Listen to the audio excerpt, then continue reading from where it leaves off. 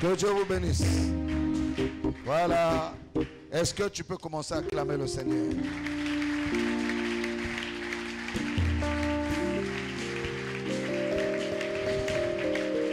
Alléluia.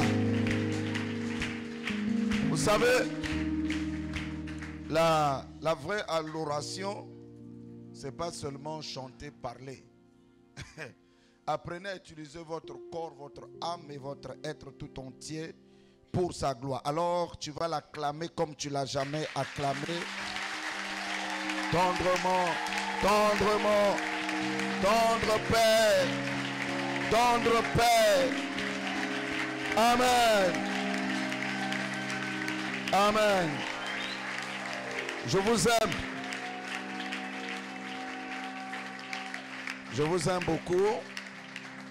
Asseyez-vous dans sa présence. Je vous aime et je vous aimerai éternellement. Même si tu n'as pas dit Amen, c'est pas grave. Au moins il m'aime et cela me suffit. Je continue ma leçon de l'école de dimanche sur le cri de minuit. Roger, tu peux écrire? Alors, jusqu'à ce que Dieu nous bénira pour avoir un tableau numérique. Chaque fois que le Seigneur m'accordera la grâce de prêcher, je vais utiliser un peu le tableau pour instruire le peuple de Dieu. Matthieu chapitre 25, versets 1 à 13 est notre verset de base, n'est-ce pas? Je veux rappeler ce que j'ai dit hier.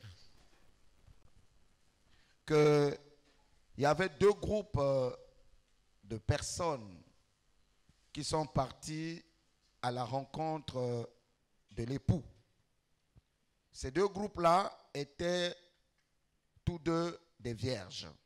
Amen. Donc, le frère Roger va écrire simplement ce qui était de commun, les choses communes à ces deux groupes-là que je m'en vais rappeler. Premièrement, elles étaient vierges. Tu mets vierge. 1, vierge. 2, elles allaient à la rencontre du Seigneur ou de l'époux. Vont à la rencontre de l'époux. Alors il faut que tu écrives très vite, sinon tu vas rester quand je vais augmenter la vitesse. Donc tout en écrivant, tu pries. Troisièmement, j'avais dit que les deux avaient les lampes, n'est-ce pas? Ils vont à la rencontre de l'époux. Tous les deux groupes ont les lampes, simplement possible. Ils avaient les lampes. Quatrièmement, les deux s'endormir. Comme que si je mets à la faute que je vais me corriger aussi, parce que l'orthographe aussi. Alléluia. Cinquièmement, les deux ont entendu le cri de minuit. Ils ont entendu le cri lorsqu'on a dit à minuit. Mais regardez le pasteur. Je mets ça pour ceux qui écrivent. Les deux ont entendu le cri de minuit. Au milieu de la nuit, on a crié, voici l'époux, allez à sa rencontre. N'est-ce pas? Sixièmement, les deux se réveillèrent. Parce que, quand on a entendu le cri de minuit, les deux se sont réveillés. D'accord? Septièmement, les deux préparèrent leurs lampes. Ça, c'est ce que j'avais dit hier. Ce qui était de commun entre ces vierges-là. Et j'avais expliqué que vierge, c'est l'église. La femme, c'est l'église. Donc, les deux vierges-là, il est folle. Comme les sages typifient l'église. Il y a une église qui est folle et il y a une église qui est sage. Les deux là, c'est l'église. D'accord? Tous, c'est des croyants. Ils adorent le même Dieu. Ils chantent à l'église. Ils sont sanctifiés. Parce qu'une personne vierge, c'est une personne pure, sans péché. Les deux écoutent la parole. Les deux manifestent le désir parce que la lampe, c'est la parole de Dieu. La Bible dit que la parole de Dieu est une lampe à mes pieds et une lumière sur mon sentier. Dont les deux connaissent des versets bibliques. Ils s'attendent au retour du Seigneur. Vous êtes avec moi? Les deux vont subir ce qu'on appelle le sommeil spirituel. Parce qu'il y a des moments où la vie chrétienne, ce n'est pas tous les jours on est chaud. Il y a des moments où ça devient dur. Tu es abattu par les épreuves, terrassé même parfois par les soucis de la vie et tu deviens affaibli. La faiblesse peut arriver à un enfant de Dieu. Quelqu'un me suit? Ce n'est pas parce qu'un enfant de Dieu est faible qu'il n'est pas de Dieu. Non. Il faut connaître que la marche chrétienne, il y a des moments où tu arrives, tu sens comme si tu n'as plus Dieu. Tu n'as plus envie de prier. Tu n'as plus envie d'aller à l'église. Tu n'as plus envie de lire la Bible. Tu es même fâché contre Dieu. Quand tu vois ta vie, quand tu vois tes événements, ou encore quand le succès te rencontre tellement, tu réussis dans ta vie, tu n'as plus le goût de chercher la face de Dieu. Ça, c'est ce qu'on appelle l'endormissement ou le sommeil spirituel. Quelqu'un me suit? Ça arrive à tout le monde. Les deux ont entendu le cri de minuit. J'ai dit ici que le cri de minuit est un message qui est comme le son de la trompette. L'apôtre Paul dit qu'au son de la trompette, à un signal, un archange sonnera la trompette. Donc le cri de minuit est un message, une prédication prêchée par les vendeurs d'huile. Les vendeurs d'huile, ce sont les Éphésiens 4. Éphésiens 4, 11 dit quoi? Que Dieu a établi dans l'église les prophètes, les pasteurs, les apôtres, les docteurs, les évangélistes pour le perfectionnement des saints. Est-ce que vous m'entendez? Je ne prêche pas, j'enseigne. La prédication ne fait pas avancer les gens. Ce qui fait avancer quelqu'un, c'est l'enseignement de la parole. La Bible dit c'est précepte après précepte qu'on trouve la foi. Alléluia. Alors, quand cette parole est prêchée, son objectif c'est de réveiller l'église. Les uns pour la perdition, les autres pour la vie éternelle. Et j'avais dit encore hier ceci, que ce qui les distinguait, c'est l'huile. Écrit là. Ce qui différenciait les folles. Folle, tu as fait un peu mathématique? Non, pas oui, Roger. Ça, c'est la distinction. Folle, c'est la mathématique. S'il y a différence, l'anglais n'a pas de différence. Différence dans la mathématique, Niki. Voilà. Oh là, sinon, beaucoup de Yolande. Mais attends, ce qui les différencie, donc les folles, il faut que vous ayez la différence n'a pas sage. Kim est mafuta. Pas yangasi, l'huile d'olive. Et on a dit que l'huile est le sceau de Dieu dans le cœur de l'homme. Pour ceux qui ont suivi l'enseignement que j'ai prêché avant que je me déplace, j'ai expliqué que le Saint-Esprit est le sceau de Dieu. La marque de Dieu dans le cœur de l'homme. Et cette huile-là, c'est l'empreinte de la divinité dans ton cœur. Cette huile-là, c'est la révélation de la parole qui est imprimée dans ton cœur et qui reste dans ton cœur même quand tu n'arrives plus à avancer. Il y a un dépôt au-dedans de toi qui reconnaît la gloire de Dieu. Donne-moi un amen de vainqueur. Et j'avais dit ceci hier, que la folie des vierges vient du fait, quand elles ont fini de préparer leur lampe. Quelqu'un a déjà vu une lampe? Le réservoir d'une lampe est petit, n'est-ce pas? Elles avaient fait le plein. Il y a quelqu'un qui dit, mais pasteur, moi, je lève chaud. Chaud, il faut oublier chaud. S'il n'y a pas la parole, votre chaud là, c'est le sensationnel. C'est l'émotion, ça ne produit rien. Ça ne fait pas des chrétiens. Jésus ne faisait pas l'émotion. Jésus enseignait. Et les apôtres et les pharisiens étaient frappés de sa doctrine. Vous devez comprendre la doctrine du royaume. L'église m'a là, il faut bien vendre maintenant. Hein? Comme ça, tu donneras plus des amens sauvages, des amens orientés, des amens inutiles, des amens de songi. Non. Tu donneras un amen quand la parole a percé l'abcès de ton âme. Parce que les pharisiens ne disaient pas amen, hein? Parole venue Yamabao. Et l'évangile que je veux commencer à prêcher à compter de maintenant sera très très fort. Parce que ça doit séparer l'ivraie et le blé. C'est ce qu'il m'a dit. Alors, je disais que la folie des vierges venait du fait qu'ils ont fait le plein d'huile dans leur lampe. Mais ils n'avaient pas pris la réserve d'huile. Et j'ai expliqué hier que les deux avaient fait le plein. Mais les sages se sont dit, et si les choses s'empiraient? L'homme prudent voit le mal de loin et ils se cachent. Ils ont préparé leur huile à côté. Alors, quand l'époux tardait et que la nuit est avancée, la lampe qui les permettait de voir s'éteigne. Je suis en train de dire à quelqu'un, même un vrai fils de Dieu, sa lampe peut s'éteindre à un moment. Mais la force de cet enfant de Dieu, c'est qu'il y a une réserve d'huile. Pour nous qui avons grandi au village, il y a ce qu'on appelle l'empiaya. Nanmeza moina. L'angula di boko. Mpiaya. C'est-à-dire, que yo kanyanga. Et quand on va brûler, il y a des arbres qui vont brûler et vont sécher.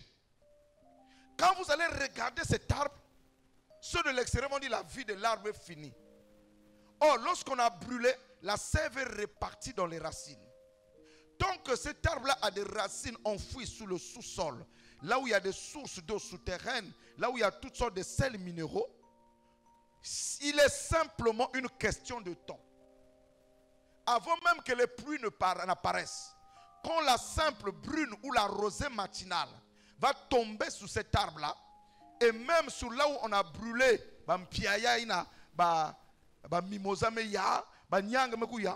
brusquement un mois après, tu vois un petit bourgeon sortir là où il y a le brûlure de l'arbre. Un petit bourgeon qui sort pour annoncer que je ne suis pas fini. Il y a en moi une source d'eau intarissable qui peut faire que je peux renaître de mes cendres. Ça, c'est la Vierge sage. Donc, même si elle traverse des temps difficiles dans sa vie, des temps compliqués où rien ne va, elle ne perd pas l'espérance. Parce qu'elle n'a pas mis sa foi sur des choses périssables, mais elle a planté sa foi sur l'invisible. Et elle agit comme voyant dans l'invisible. Or, celui qui est dans l'invisible s'appelle la parole parlée, la plénitude de la révélation. C'est le Seigneur Jésus. Alors donc, cette Vierge sage qui a planté toute son espérance dans le Christ, au temps marqué, doit revenir à la vie. Et les feuilles, les branches qu'il avait perdues doivent ressusciter. J'annonce la résurrection dans la vie d'une Vierge sage. Qu'est-ce qui fait ça? C'est l'huile qui était en elle. On ne la voyait plus, mais l'huile était à l'intérieur. Et cette huile-là, moi j'appelle ça le dépôt. L'apôtre Paul disait à Timothée, conserve le dépôt qui est en toi. Or le dépôt c'est quoi? C'est la foi authentique qui est ancrée dans ton âme comme l'encre du bateau. Vous voyez, le navire, quelle que soit sa taille, ne peut accoster et résister au vent et aux tempêtes que si son encre descend au fond de la mer. Notre encre, c'est notre foi en Christ Jésus. Amen. On peut y aller? Vous êtes là? Maintenant, je vais commencer à enseigner. Alors, quand la nuit est tombée, on dit voici l'époux, Allah s'en rend compte. Ok. La folle se réveille, la vierge, la sage se réveille, mais quand ils se réveillent, toutes leurs lampes sont éteintes. Les sages prennent l'huile, ils versent dans les lampes, la flamme se rallume. Ça, c'est un chrétien, même quand il n'y a pas de piano, même quand il n'y a pas de batterie, même quand il n'y a pas d'argent, il peut chanter et danser. Parce qu'il y a une réserve d'huile. Et pas c'est ça qu'on appelle l'homme de la grâce. Ce n'est pas des 20 mots. Ce n'est pas des slogans. Je suis l'homme de la grâce. Quand tu as faim, tu pleures. Ça, ce n'est pas la grâce. Je suis la femme de la grâce. Quand rien ne va, tu dis, est-ce que Dieu me connaît? C'est grave de douter même de la présence de Dieu. Ce n'est pas parce que je n'ai pas d'enfant, je n'ai pas de travail, je suis malade, je suis souffrant, je suis attaqué, je suis oppressé que Dieu ne me connaît pas. Alléluia. Quand il se réveille, les autres mettent de l'huile et on dit aux folles, allez chercher les vendeurs. Quand ils vont aller chercher, ceux qui prêchent n'existent plus. Parce qu'il y aura un temps où les gens n'auront plus le message. Comme ce temps-là est en train de partir, la prédication est en train de disparaître de la bouche des gens. Ce qu'on entend, c'est le développement personnel. Et tout le monde peut le faire. L'esprit du coaching, tout le monde peut le faire. Mais la parole de la vie éternelle commence à devenir rare parce qu'on est au temps du soir. Bientôt, la nuit sera intense. Vous êtes avec moi? Maintenant, c'est quoi ce cri-là? Et pourquoi ce cri-là n'a retenti qu'à minuit? Allons voir l'apôtre Paul. 2 Thessaloniciens 2, versets 1 à 12. Donc, à l'époque de Paul, le jour du Seigneur n'était pas encore arrivé. Or, nous sommes dans le jour qui précède l'avènement du Seigneur. Notre génération, il est peut-être 23h40. Vous savez pourquoi je le dis? Parce que tout se joue au niveau du Moyen-Orient. Vous connaissez le Moyen-Orient? Israël, Palestine, Turquie, Syrie. Vous voyez comment la Syrie a été détruite? C'est écrit dans les 70 semaines de Daniel, que je vous expliquerai prochainement. Aucune nation du monde n'a empêché la destruction des bombardements à Damas. Aucune. Vous voyez la guerre qu'il y a entre Israël et la Palestine. Ils se battent tous le lieu saint. Et les musulmans et les juifs. Tous, même récemment. Les juifs sont rentrés même dans le lieu saint de l'islam. Frapper les Palestiniens. C'est ça le signal rouge de l'avènement du Seigneur. Parce que Israël est devenu une nation. La prophétie disait qu'Israël devait d'abord devenir une nation. Et que les Juifs devaient repartir dans leur patrie. Et plusieurs Juifs en l'an 40 sont déjà repartis. 1940, ils sont repartis dans la patrie. Israël a été déclaré nation. Et vous remarquez, n'importe quelle nation qui ose s'attaquer à Israël, Israël les tape correctement. Et les États-Unis sont toujours derrière Israël et soutiennent Israël. Et vous remarquez que la plupart des nations du monde sont contre Israël. Parce que c'était écrit que dans la bataille de Gog et Magog, les nations vont entourer Israël pour le vaincre. C'est là où le Messie descendra chez eux, pendant que l'église est déjà montée au ciel, pour combattre contre les nations qui vont attaquer Israël. Mais pour l'heure, aucune, même ni l'ONU, ni l'OTAN, n'amènera la paix entre Israël et la Palestine. Et vous allez voir bientôt la Turquie va rentrer dans le jeu. C'est pour cette raison, dans la guerre de l'Ukraine et des Russes, la Turquie jouera un rôle important. Les Européens ont besoin de la Turquie pour éteindre la flamme là-bas. Les Russes ont besoin aussi de la Turquie pour intervenir. Parce que dans le plan prophétique, la Turquie a une vision importante. C'est pour ça que vous remarquez que la plupart des lieux saints des chrétiens se trouvent en Turquie. Mais qui sont possédés aujourd'hui par des musulmans. Vous êtes avec moi? Je vous donne maintenant ma diakouya. Mbouata et Gayarina. Donc c'est au-delà de chasser les démons. C'est au-delà de chercher ton mariage ou ton voyage ou ta santé. Il est question du salut de ton âme. Parce que avant que cela n'arrive, il faut que les Juifs se cognent là-bas. Et lorsque nous voyons ces choses-là, que celui qui lise la Bible fasse attention. On a frappé la Russie de toutes les sanctions. Ce pays-là ne meurt pas. Les gens ne meurent pas de faim. La Russie, selon la prophétie, est un ours géant. Et c'est une nation qui va combattre le communisme et détruire tout ce qui est capitalisme. Et détruire tout ce qui va s'élever contre Dieu. Voilà pourquoi vous avez entendu le président russe dire les homosexuels n'ont pas de place en Russie. Alors que l'Amérique, c'est Apocalypse 13, est devenue la nation de la femme. L'Amérique a adoré la bête en officialisant l'homosexualité. Or, quiconque officialise l'homosexualité est en abomination à l'Éternel. Et l'Amérique était une nation qui a suscité des grands hommes de Dieu, mais aujourd'hui, il s'est devenu Babylone, la mère de toutes les prostitutions. Donc l'Europe, sous la conquête de Rome, a réussi à assujettir les États-Unis. C'est Apocalypse 18. Babylone la grande. Vous êtes avec moi? Et donc l'église qui est le petit troupeau, la Bible appelle l'église le petit troupeau, pas les masses que nous voyons là, doit écouter une parole, un message qui doit nous préparer à quitter la terre avant que les hommes disent paix et sûreté sur la terre. Alors une ruine soudaine les surprendra. Quelqu'un est en train de me suivre, hein? Continue donc. Maintenant là, il est minuit moins 15 peut-être.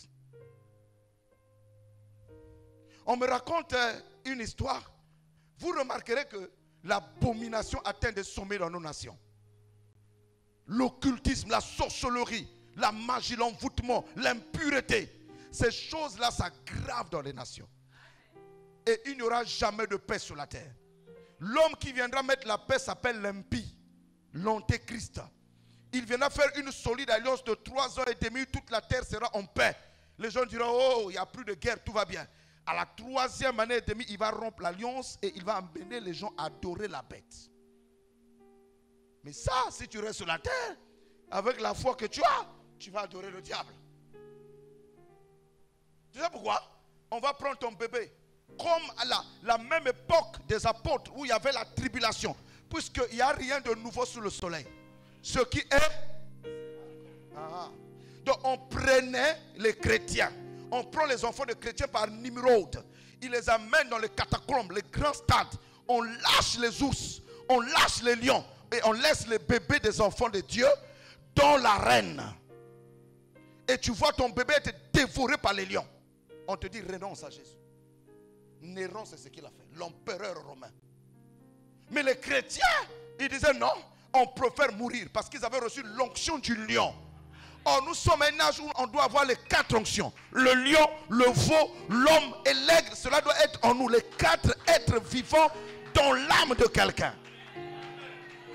Si tu n'as que le veau, tu vas chier. Tu n'as que l'aigle, le prophétique, tu vas mourir cadeau. Vous entendez? C'est là où ils ont chanté des cantiques puissants comme mon Dieu, plus près de toi. Entre-temps, on est en train de bouffer son enfant par un lion. Toi, une petite maladie te fait sortir de la communion fraternelle. Tu refuses d'adorer Dieu. Le chômage, tu commences à maudire Dieu. Mais eux, devant eux, tu vois ta femme, on éventre la femme. On ouvre ta femme. Toutes les femmes chrétiennes enceintes, on les éventre pour empêcher qu'ils naissent des enfants qui deviendront des chrétiens. Mais ces gens-là avaient la foi. On les appelle des martyrs. Savez-vous que l'apôtre Paul, on l'a mené. Il a dit, allez, tuez-moi. On l'a décapité la tête de Paul. L'homme qui a prêché la parole. Son ombre guérit les malades. Son mouchoir guérit les malades. Mais sa fin était quoi? On l'a coupé la tête. L'apôtre Pierre. L'homme qui son ombre guérit les malades. L'homme qui a prêché, 3000 personnes se sont converties. À la fin, on a dit, on va te crucifier. Il a dit, je ne suis pas comme le maître, crucifiez-moi sur une croix renversée. La tête en bas, les pieds en l'air, on a crucifié Pierre. Est-ce que vous savez, Esaïe, nous, on vient s'asseoir ici à l'église parce que je n'ai pas de travail, parce que je n'ai pas de mari, parce que j'ai des troubles dans mon foyer, parce que j'ai beaucoup d'argent. Je refuse d'adorer Dieu. Je refuse de suivre le Seigneur parce qu'il y a des maladies qui ne finissent pas. Mon ami, Esaïe, après avoir rencontré Dieu, Esaïe 6, il a reçu la révélation. Il a écrit toute la Bible. Esaïe a 66 chapitres et la Bible a 66 livres. Donc Esaïe est monté. Il a vu même l'avènement du Seigneur. Il a vu même comment le Seigneur devait être crucifié. Il a vu même l'enlèvement. Quel prophète de haut rang, de haut niveau. Dans cette gloire, on attrape Esaïe, on le scie dans le bois. On a coupé Esaïe au milieu par des scies moteurs.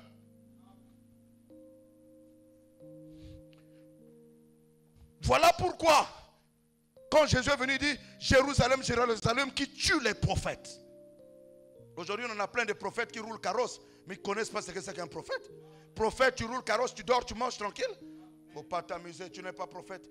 On n'est que des prophètes, je vois que tu vas te marier, je vois que tu vas voyager, je vois que tu vas dire au président que je vois que ceci va arriver. Tu vas voir ce qui va t'arriver. On n'est que des prophètes, je vois que vous avez des démons, je vois que vous avez ce... Nous, notre prophète, c'est ça. Nous sommes tous dans ça. Mais Esaïe a été scié dans le bois à cause de sa foi. On a pris l'apôtre Jean, le prophète Jean. On l'a mené, on l'a jeté. En fait, on a pris l'épée, on l'a mis sous son corps.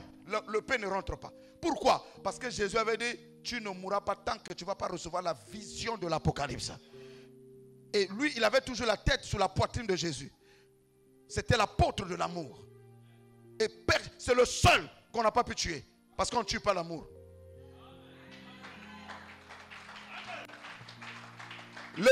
Paul a tué les gens, on l'a tué. Parce que ce qu'un homme aura semé, il le moissonnera. J'aime dire à l'église, Dieu nous pardonne nos péchés, mais il ne laisse pas impuni le pécheur. Quand nous commettons des choses bizarres, la chicotte viendra. Il ne faut pas qu'on rêve. Il y a des choses que nous vivons, nous traversons. C'est la conséquence des choses que nous avons faites. Tu vas aller au ciel, c'est vrai. Mais Dieu doit te frapper. C'est la loi de Dieu. Pierre a régné le Christ. Lui-même, on l'a chauffé bien, on l'a tué. Mais Jean était dans l'amour. Quelle vie, humilité, amour. Amour vrai, pas amour de bouche là. Pas amour qui contrôle les gens là. Non, l'amour véritable. L'amour divin. Et tellement qu'on n'arrivait pas à le tuer, on le prend. On le met dans un tonneau d'huile bouilli à 1000 degrés. Le gars rentre dans le tonneau. Il ne meurt pas, il est là. Reba Santa Kondabaya. C'est le Dieu là que nous adorons aujourd'hui, que nous amusons. Le gars dit non. Comment ce type-là, on le met dans un tonneau bouilli. Le gars il bouillit. L'huile dit, celui-là c'est l'huile sainte. Donc, mon glacé. Vous savez, il y a des chrétiens que l'épreuve a peur. Quand tu atteins le niveau de la divinité élevée, les épreuves ont peur de toi. Parce que quand les épreuves viennent, tu les acceptes. Parce que tu sais que les épreuves augmentent le niveau de la foi. Et les épreuves augmentent le nombre de couronnes sous ta tête. Couronne de gloire. On a pris Jean, il dit, on va te jeter dans l'île à serpent. Vous savez qu'il y en a, ça existe. Hein? Il y a une île en Amazonie, aux États-Unis. L'homme n'affranchit pas là-bas. Tous les serpents du monde entier sont là-bas. Toutes les espèces. Vous ne suivez pas de documentaire, André. Ça, c'est la culture générale. Toutes les espèces de serpents bizarres là sont dans cette île-là. L'homme ne met pas pied là-bas. C'est-à-dire qu'il n'y a pas 1 mètre carré sans serpent. On prend l'apôtre Jean, on le jette dans l'île à serpent. Quand il tombe là-bas, boum, les serpents sont venus dire Alléluia.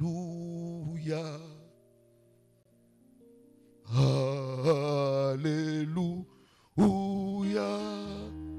Le Seigneur Tout-Puissant est le boa, l'anaconda dit à vos ordres, mon amiral. Toi, tu es imbouffable. Le cobra noir dit non, mon venin reste là. Lui, là, le venin ne peut pas rentrer. Le boa dit même si je catch, il y a un démon qui catch, il y a un élastique. Il est resté dans l'île, ami avec des serpents. Et c'est là où il a écrit l'Apocalypse au milieu de l'hostilité. Jean dit que j'étais à l'île de Patmos. Et au sein de l'adversité, au sein d'un moment de trouble où il est rejeté, écrasé, et il est ami avec les serpents les plus venimeux, c'est là où le Seigneur de gloire lui apparaît. Jésus-Christ lui-même, il vient avec des pieds semblables à des lérins, un visage rayonnant de gloire. Il le trouve là-bas. Et il lui donne le message. Je suis en train de dire à quelqu'un, c'est quand ta vie est à terre, pour la cause du royaume, que tu vas recevoir des messages puissants. Parce que Dieu ne parle pas aux vivants, il parle à celui qui est déjà mort. Mort. Jean dit, mais je ne garde rien, je ne perds rien, je suis déjà mort. Qu'est-ce que la mort peut encore me faire? Oh mort, où est ton aiguillon? C'est parce qu'on est trop vivant qu'on n'a rien de révélation. Et quand nous traversons l'ombre de la vallée de la mort, c'est des cris au lieu de louer le Seigneur. L'apôtre Jean louait le Seigneur à Patmos. Et Dieu s'est révélé à lui. Et nous avons l'Apocalypse à cause de lui. Et nous avons le message des 7 tonnerres. Or, le cri de minuit, c'est les 7 tonnerres. Parce que quand les 7 tonnerres avaient retenti, quelqu'un devait écrire. On dit, n'écris pas. Cela sera révélé dans le cœur des élus. Voilà pourquoi le vrai message est dans le cœur d'un fils de Dieu. Tu ne peux pas instruire un enfant de Dieu. Quand je prêche comme ça, il y a des enfants qui disent oui, oui, parce que Dieu avait écrit la parole dans ton cœur. Et moi, je viens seulement te la rappeler pour te dire qui tu es. Quand je vois un enfant de Dieu qui refuse de venir à l'église parce qu'il y a un satou ou parce qu'il y a un musulman qui salue, tu ne connais pas Dieu, tu n'as pas Dieu. Nous devons courir à l'église les mardis, les vendredis, les jeudis, être dans les débats. Pourquoi? Parce que nous attendons, nous nous préparons à aller voir le Seigneur au ciel. Toutes ces choses-là passeront.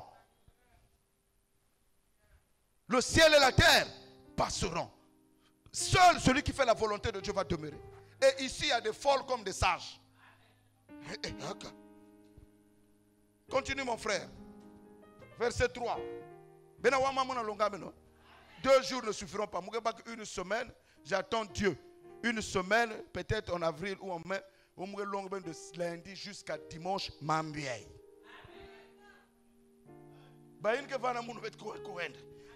Lundi, marathon de parole, pas marathon de prière.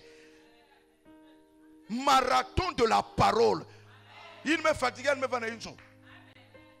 De lundi, lundi à dimanche. Et quand l'évangile va descendre, vous allez voir des miracles. Parce que nous croyons à la parole qui est prêchée. Continue mon frère.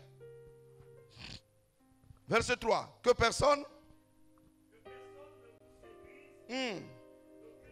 Hein?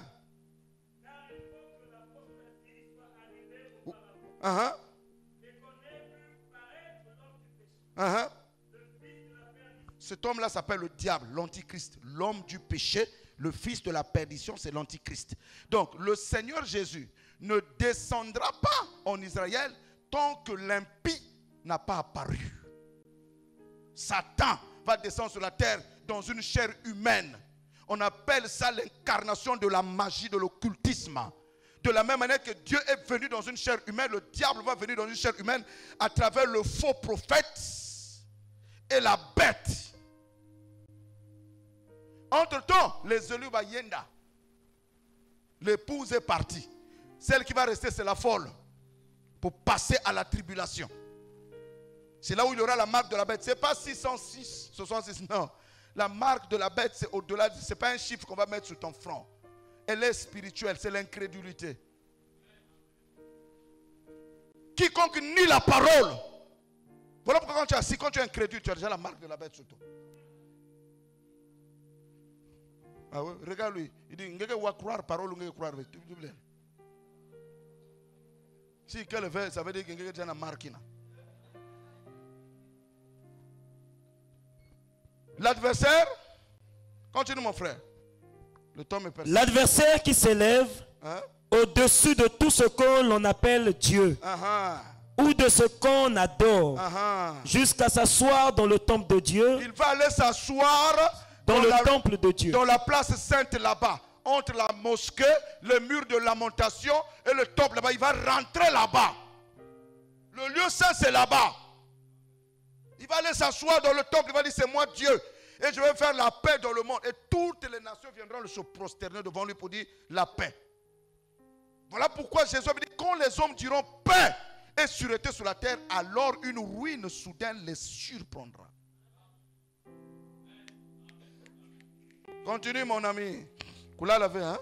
S'asseoir dans le temple de Dieu se proclamant lui-même Dieu. Verset 5. Ne vous souvenez-vous pas que je vous disais ces choses lorsque j'étais encore chez vous? Et maintenant vous savez ce qui le retient. Souligne ça dans ta Bible, ce qui le retient. Afin qu'il ne paraisse qu'en son temps. Il n'y a qu'une seule chose qui retient Satan. Pour que Satan n'apparaisse qu'en son temps. Ça veut dire qu'il y a un temps pour toutes choses. J'ai cru que l'église allait dire un vrai amen. Satan apparaîtra sur la terre en son temps. Mais il y a une chose qui le retient. Je vais vous le dire. Continue d'abord avant que je vous le dise. Verset 7. Car le mystère de l'iniquité agit déjà.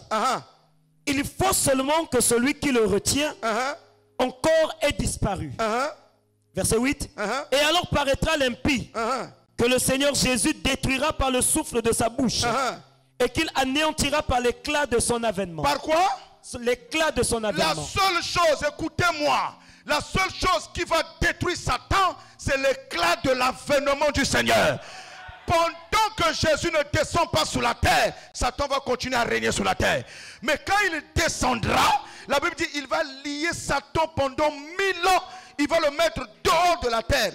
Et l'épouse qui sera partie dans l'enlèvement reviendra sur la terre pour vivre 1000 ans. On appelle ça le millénium.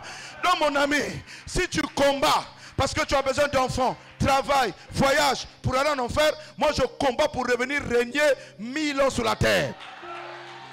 En ce moment, je serai le grand président ou le futur grand préfet de tous les départements de ma nation. Parce que chacun recevra une couronne en fonction du travail qu'il aura fait. Donc quand tu refuses de venir aux réunions de femmes, tu refuses de venir à l'intercession, tu gagneras quelle couronne? Tu refuses de servir Dieu, tu gagneras quelle couronne? Parce que nos couronnes, une fois une maman m'a fait une vision. Elle est arrivée en retard. Elle est arrivée qu'au on lui a dit, mais tu es en retard. Tu ne fais pas l'œuvre de Dieu comme il convient. Mais tu ne vois pas que ça ne va pas. La personne commençait à pleurer. Mon ami, c'est honteux après avoir prêché l'évangile qu'on me dise full quand je n'étais jamais connu. Parce que souvenez-vous, quand les vierges folles sont revenues avec l'huile, les lampes allumées, c'était l'huile piratée, l'huile satanique. Il dit, je ne vous ai jamais connu. Mon ami, vous croyez que moi, malgré ma caprice sexuelle, je viens prêcher pourquoi? Parce que j'ai besoin d'une place au ciel. Pas parce que j'ai besoin que tu me donnes l'argent, non. J'ai besoin d'une place au ciel. Parce que celui qui instruit quelqu'un, qui lui montre la voie du ciel, Dieu me couvre une multitude de péchés. Et Dieu me réserve une place de soin dans la gloire. Voilà pourquoi même quand je suis fatigué comme ça, je viens jeter le corps là sur la tête et sur la chair. Je dis, corps, soumets-toi. Parce que ma place est dans les cieux. Il faut que j'aménage ma maison. Il faut que je la balaye et moi équiper une joamounou. Sinon toi tu vas être coordonné au ciel, tu vas voir ça. Tu n'as rien, tu ne gagnes pas les âmes, tu ne fais rien. Tu n'as aucun département, tu ne pries pas, tu ne sers pas Dieu. Quand roukou na roukou, quand caprice na caprice, tu seras cordonnier. Encore si tu as la chance. Sinon, mon ami, tout le monde vous verrez à l'église simplement, bénédiction, miracle. Mais mon ami, quand tu auras, est-ce que tu sais que même quand tu as eu le mariage, tu as eu des enfants, c'est pas fini. Tu peux tout perdre. Je vous ai dit hier, Moïse a vu le miracle. Moïse a vu le miracle. Il a dit à Dieu un jour, si j'ai trouvé grâce à tes yeux, montre-moi ta face. Mais Mose, tu as vu le miracle, tu as vu le buisson ardent. Mais Moïse dit, moi c'est la face de Dieu. Quand il a vu la face de Dieu, Moïse à 120 ans, c'est pas Mounia qui lui a tapé la lunette, à 120 ans, Moïse voyait bien. Moïse n'a jamais été malade. Jamais. Comment une fois que Moussa même pas, Dieu lui a dit, monte à la montagne, meurs. Il a dit à Dieu, Moïse est allé vivant au ciel. Vous savez pourquoi? Le jour de la transfiguration à la montagne sainte, quand l'apôtre Pierre, Jacques et Jean étaient avec le Christ, quand le Christ s'est transfiguré, il a revêtu sa stature de gloire, sa position dans le ciel. Moïse a apparu, pouf, parce qu'il est monté vivant au ciel. Qui d'autre est monté vivant au ciel? Élie. Il a apparu, pouf. Et les deux, la loi et les prophètes rendent témoignage à celui qui est assis sur le trône. Alléluia. Quelqu'un devrait acclamer celui qui est assis sur le trône.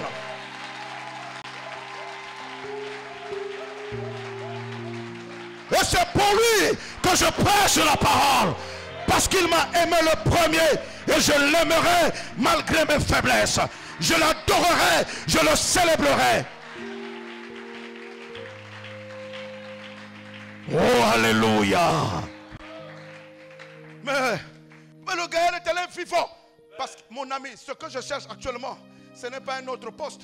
Ce n'est pas une position de recherche. Je cherche plus de divinité. Je cherche plus de présence de Dieu. Je cherche plus de passion de Dieu. Je cherche plus de soif de Dieu. Pour qu'il me brise encore et me brise. Ah non, acclamons Jésus.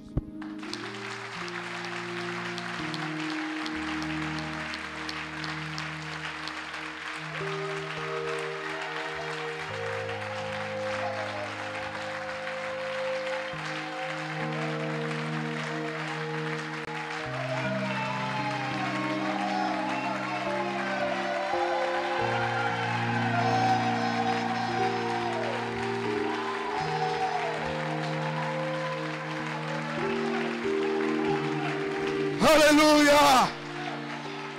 Il est Seigneur. Ce n'est pas nos titres. Ce n'est pas notre position sociale. C'est son cœur que je veux. Le cœur de mon Seigneur. Un cœur d'amour.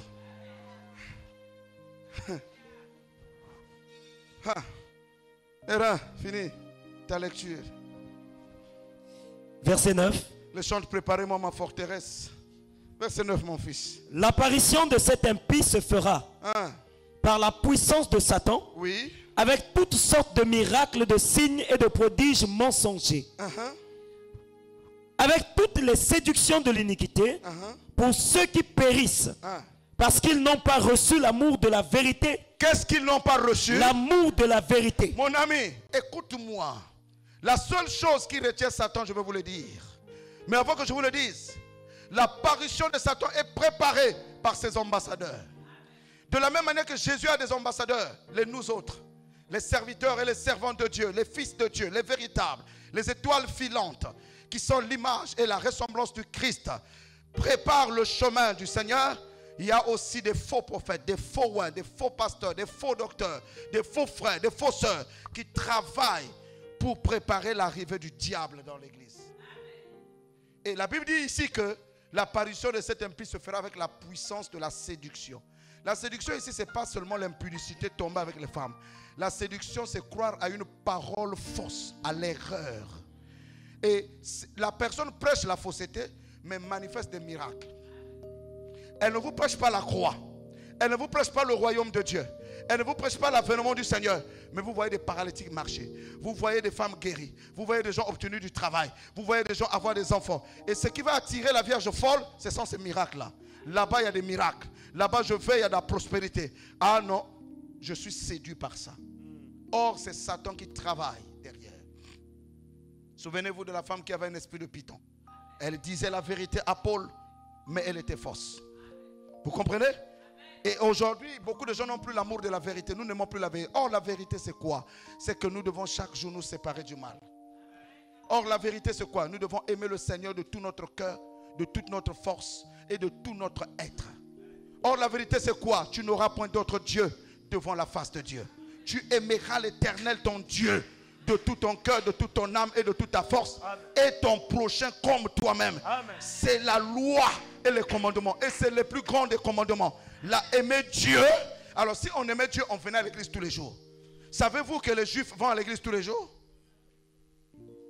Si on aimait Dieu, on lirait la parole de Dieu tous les jours. Si on aimait Dieu, on aimera notre prochain comme notre propre corps. On ne voudra pas le mal de notre prochain. L'amour de la vérité, c'est quoi? C'est qu'il nous faut quitter le péché pour aller dans la gloire. Il faut nous séparer du mal. L'amour de la vérité, c'est quoi? Christ est ma vie. Et quand tu ne reçois pas l'amour de cette vérité, Dieu t'envoie une puissance d'égarement. La vierge folle était égarée. Parce qu'elle a refusé l'amour de la parole. Elle a cherché le plaisir des richesses. La séduction des signes et des prodiges mensongers. Souvenez-vous que Janès et Jambres, c'est des esprits. Ils étaient dans le corps de Janès et Jambres. C'est les deux magiciens qui ont résisté à Moïse. Eux aussi, ils avaient sorti des serpents. Eux aussi, ils avaient sorti des mouches. Aujourd'hui, on a des Janès et des Jambres du haut des chairs qui peuvent faire apparaître des miracles. Je connais des gens qui vont même rentrer dans la mer. À 20h, ils rentrent sous la mer. Il va rester là jusqu'à 4h, il ressort. Et cet homme-là, toi, tu vas faire le faux avec lui. Tu es bourré de démons. Il y a des femmes qui rentrent dans la mer. Minuit, elles sortent de là 2h. Et toi, tu tombes avec une telle femme. Ou à fois. C'est des milliers de démons que tu récupères. Et ces hommes-là peuvent faire des miracles, peuvent te dire tout ce que tu es. Mais c'est ça pas la vérité. Alléluia. Verset 11, mon ami, c'est là où on termine. Verset 11, mon bien-aimé. Verset 11. Aussi Dieu leur envoie une puissance d'égarement pour qu'ils croient au mensonge. Afin que tous ceux qui n'ont pas cru à la vérité, mais qui ont pris plaisir à l'injustice, soient condamnés. Mon ami, la Vierge folle prend plaisir à l'injustice. La Vierge folle prend plaisir aux choses de ce monde. La Vierge folle prend plaisir au satanisme. Mais la Vierge sage prend plaisir à la révélation de la parole de Dieu. En marchant dans le chemin de l'humilité et de la crainte de Dieu. Alors remarquez, la seule chose qui retient hors l'apparition de l'impie, c'est l'épouse de Christ. Ce qui retient Satan de se manifester, c'est l'épouse de Christ. En Apocalypse 22, verset 17, il est écrit, et l'esprit et l'épouse disent, viens. Et que celui qui entend dise, viens. Et que celui qui a soif vienne. Que celui qui veut prendre de l'eau de la vie gratuitement. C'est l'Esprit Saint dont l'épouse qui empêche Satan de se manifester maintenant. Retiens ça, écris ça dans ton cahier ou dans ton téléphone. C'est la présence du Saint-Esprit dans l'église appelée l'épouse. L'église épouse, c'est l'église qui accepte la parole. C'est l'église qui a la nature de la parole, la nature de Christ. Et tant que le Saint-Esprit est sur la terre, le diable ne peut pas se manifester. Et l'apôtre Paul dit que lorsque le Saint-Esprit a quitté la terre et que l'épouse est enlevée, il n'y a plus de Saint-Esprit sur la terre, Satan apparaît. Mon ami, voilà pourquoi je te pose la question ce soir. As-tu le Saint-Esprit? Quelqu'un qui n'a pas l'Esprit de Christ n'appartient pas à Christ. C'est le Saint-Esprit qui nous fera décoller de la terre vers le ciel. C'est le Saint-Esprit qui nous identifie au Père. Si quelqu'un n'a pas l'Esprit de Dieu, tu es membre de l'église, cherche le Saint-Esprit. Et la personne qui a le Saint-Esprit aimera Dieu, servira Dieu loyalement. Il ne peut pas être le matin il est chaud, le soir il est tiède, ça n'existe pas. Et l'une des caractéristiques que je vous prêche ça, de la Vierge folle, parce que je ne quitte pas la chair tant que je ne vous dis pas ça, c'est dans Apocalypse 3. Notez ça, vous lirez chez vous. Apocalypse 3, 14 à 22. La caractéristique de la Vierge folle. Et je vais lire simplement le verset 15. La Vierge folle, je connais tes œuvres, je sais que tu n'es ni froid, ni bouillon. Puisses-tu être froid ou bouillon, ainsi parce que tu es tiède et que tu n'es ni froid ni bouillon, je te vomirai de ma bouche. Voilà la nature particulière de la Vierge folle. Elle, c'est une personne, une croyante, un croyant tiède.